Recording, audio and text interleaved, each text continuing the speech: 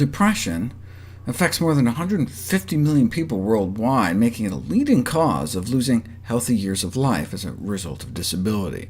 In fact, by 2020, depression may be the second leading cause of healthy years of life lost, second only to heart disease.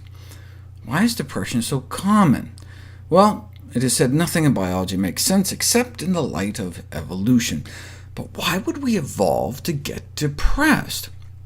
Depression poses a baffling evolutionary puzzle, if it has such negative effects, but yet it remains so common and heritable, meaning a big chunk of risk is passed through our genes. So there must be some kind of adaptive benefit. Otherwise, presumably, it would have been naturally selected against. Maybe depression is an evolutionary strategy for defense against infection.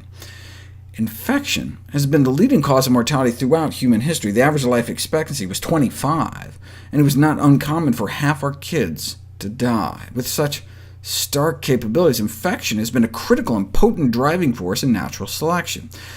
When we become infected, there's a surge of inflammation as our body mounts a counterattack. And then what happens? We feel lousy. We feel sick, we get weak, tired, slow, and sleepy. We don't want to see anyone, we don't want to do anything. All we want to do is sleep. It's like we're depressed. And that's great for fighting infection. Not only does it help us conserve energy so we can put up a good fight, but reduces social contact. We're not running around infecting everyone.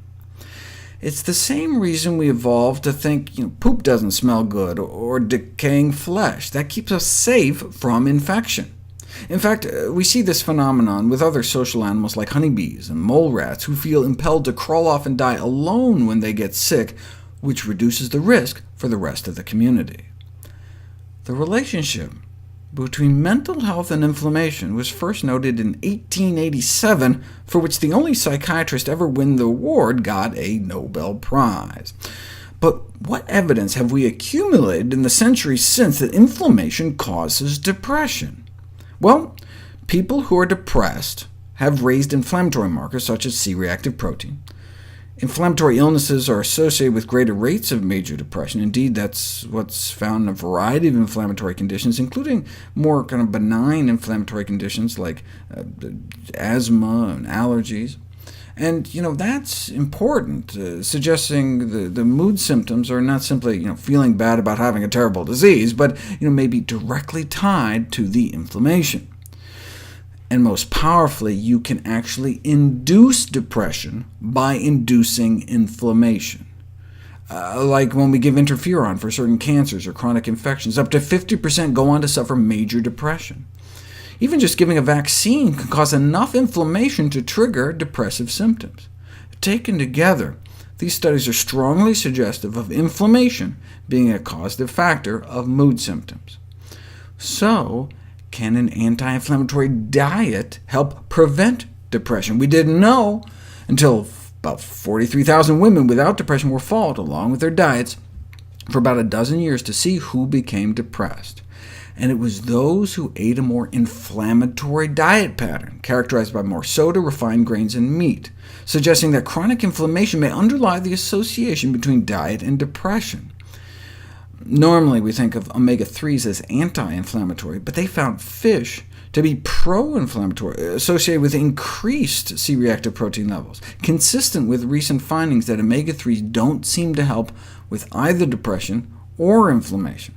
The most anti-inflammatory diet is plant-based, which can cut C-reactive protein levels by 30% within 2 weeks, perhaps because of the anti-inflammatory properties of antioxidants. I've talked about this before, but never really explained why antioxidants are anti-inflammatory.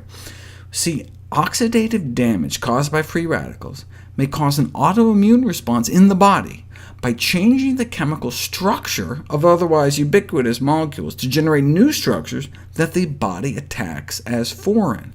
For example, when LDL cholesterol gets oxidized, our body creates antibodies against it and attacks it.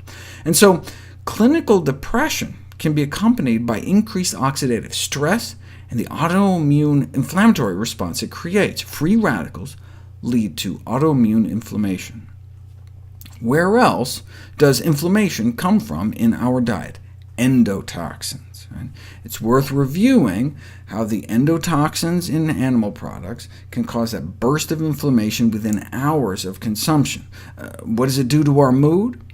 If you inject endotoxin into people, within a few hours, inflammation shoots up, and so does feelings of depression, as well as feelings of social disconnection between people.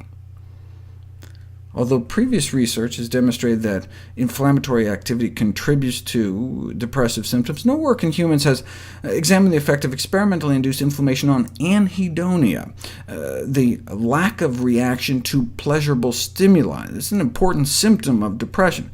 No work has been done, that is, until now.